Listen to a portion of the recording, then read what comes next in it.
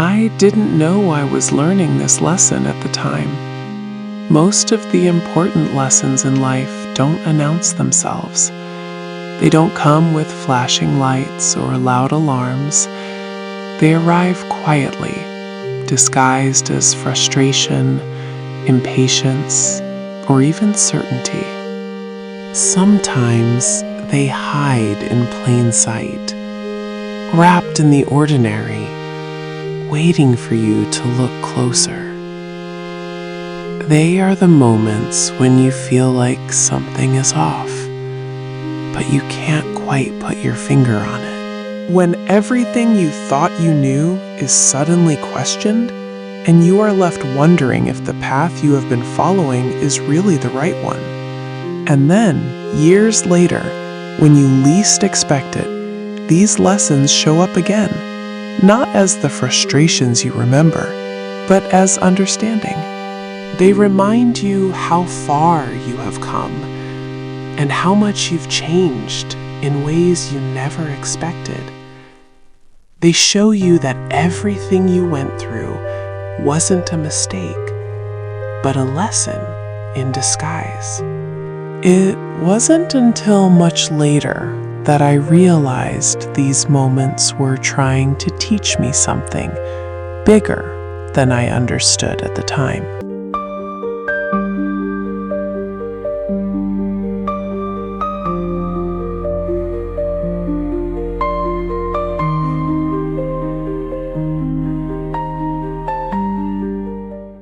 For years, I thought I was being responsible.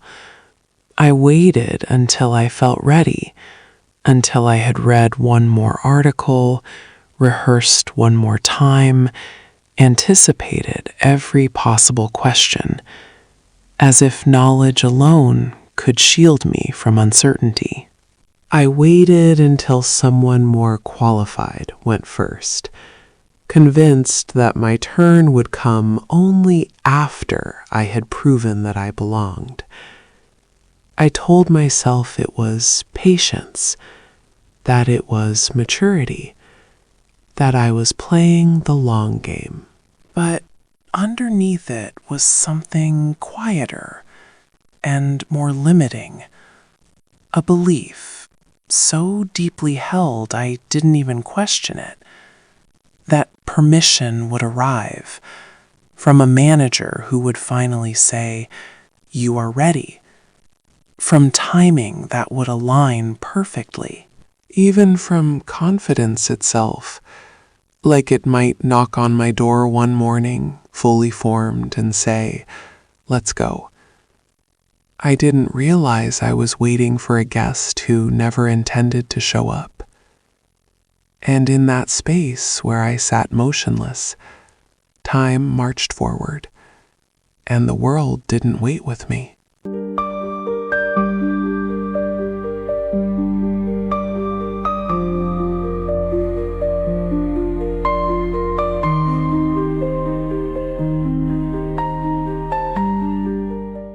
I believed confidence was a destination, something you acquired before acting, like a uniform you put on before stepping onto the stage. I imagined it as certainty, as something calm, as immunity to doubt. So I waited. I waited for clarity. I waited for that moment when the pieces all clicked into place, when I could stand tall, unshaken by uncertainty. But as I waited, opportunities didn't pause. They flowed, like water, toward motion. Not always toward the best person, just toward the one who began taking action. It was a hard truth to swallow. I wasn't missing out because I wasn't capable. I was missing out because I wasn't taking action. And while I sat waiting, others were learning, failing, and some succeeding. They were gathering experience, while I remained stuck in the illusion of readiness.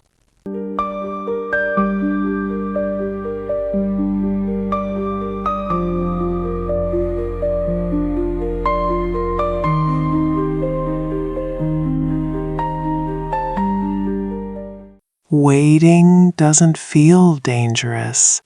That's what makes it so deceptive. It wears the clothes of wisdom. It speaks in the language of caution. Not yet, not now. Wait for the right moment. But over time, it teaches you something subtle and corrosive, that your instincts are not enough on their own, that your ideas need vetting before they are worthy, that hesitation is humility. It isn't. Hesitation is fear dressed in a different outfit.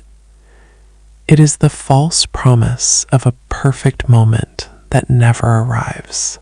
And what you lose in the waiting is often far more valuable than the risk of stepping out prematurely. You lose the possibility of growth. You lose the chance to develop resilience. You lose the opportunity to create something real. And the longer you wait, the further away that possibility seems, until one day you realize you have been watching life from the sidelines while telling yourself you were just being wise.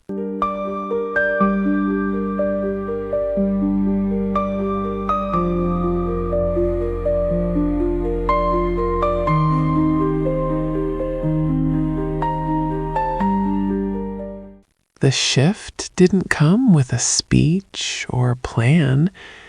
It came when I stopped asking one question and started asking another. Not, am I ready? But, what would happen if I began anyway? So I did. Not with fanfare, not with guarantees. I offered to co-lead a small workshop, though I had never facilitated before. I sent an unsolicited idea to a senior leader, knowing it might be ignored. I signed up for a course that scared me, just to prove I could sit with discomfort. I learned that action didn't require certainty. It just required movement, and something unexpected followed. Not certainty, but momentum. Momentum doesn't care if you're ready. It doesn't require permission. It doesn't wait for the perfect moment. It builds as you move, and with it came a different kind of confidence.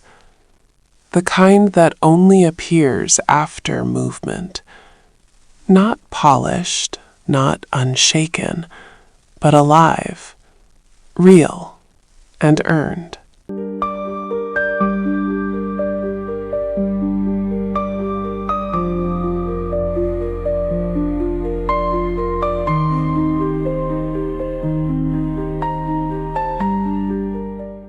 No one ever handed me permission, not because they were withholding it, but because it was never theirs to give.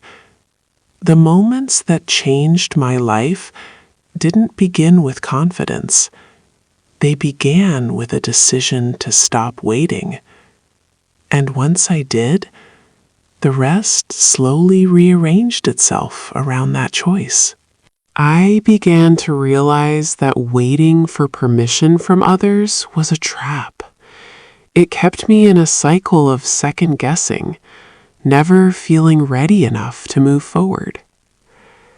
But when I gave myself permission to act, the world started to meet me halfway. Things didn't fall into place perfectly, but doors opened which I had not seen before. Conversations deepened. My own voice grew clearer, not because I became louder, but because I stopped drowning it in the silence of saying not yet.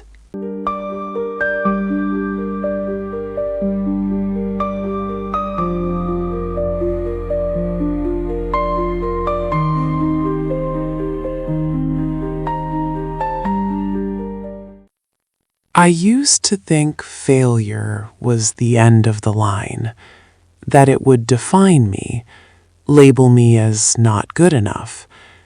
But in reality, failure is simply the teacher you never asked for. It is the roadmap to success, showing you what works and what doesn't. It's the ultimate feedback loop. When I stopped fearing failure, I started to see it as a necessary part of the journey. Every misstep became data. Every rejection became redirection. Every no cleared space for a better yes. And the more I failed, the more confident I became, not in my perfection, but in my ability to recover, to adjust, and to keep going. Because resilience isn't built in success. It is forged in the quiet aftermath of trying and choosing to try again.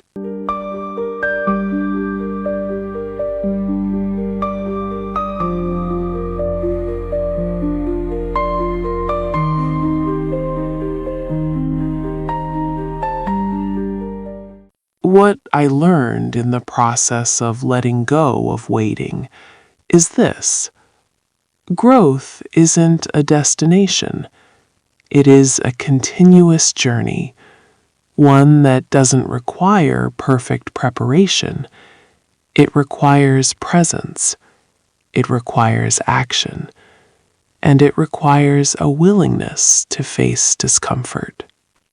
As I continued on my path, I realized I would never stop growing.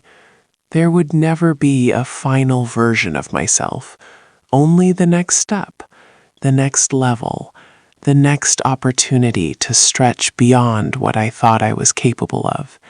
And that is where the real magic lies. Not in arriving, but in the moving, the shifting, the ever-expanding process of becoming more than what you were yesterday.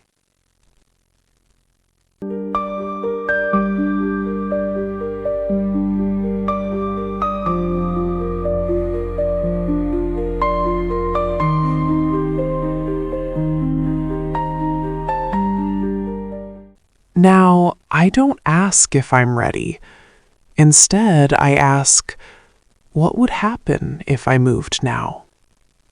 The fear still comes, the doubt still creeps in, but now I see them for what they are. Not stop signs, but reminders that I am on the edge of something meaningful, that I am moving forward.